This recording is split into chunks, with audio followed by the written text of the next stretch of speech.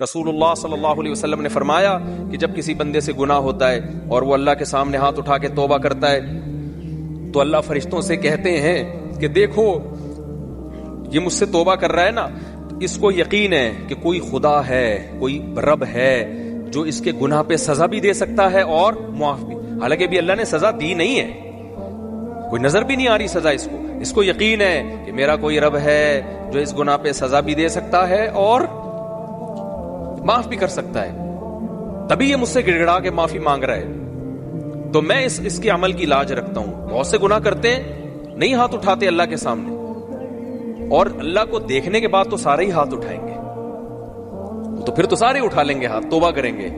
اللہ کہہ رہے دیکھا نہیں ہے اس نے، میری آیات پر ایمان لایا ہے، میری نشانیاں دیکھ کر، میرے پیغمبروں کی دعوت پر لبیک کہا ہے، تو اس عمل کی لاج رکھ کے میں اس کی توبہ کو قبول کروں گا. حدیث میں آتا ہے پھر وہ دوبارہ گناہ کرتا ہے، پھر دوبارہ اللہ کے سامنے آ کے معافی مانگتا ہے. اللہ کہتا ہے دوبارہ گناہ ہو گیا، پھر معافی مانگنا اس کی علامت ہے، اس کو یقین ہے کہ میرا کوئی رب ہے جو گناہوں پہ سزا بھی دے سکتا ہے اور جزا بھی دے سکتا ہے، معاف بھی کر سکتا ہے.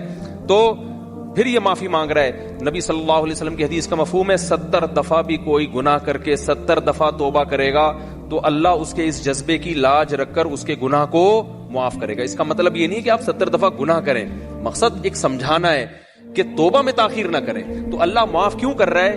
اس کے اس توحید والے نظریے کی بیس پر کہ اس کو پتا ہے کہ مجھے گناہ معاف کروانے کے لیے میرے پاس اللہ کے سوا کوئی آپشن نہیں ہے. تو توحید اللہ کو بہت پسند ہے، شرک سے اللہ کو بہت زیادہ نفرت.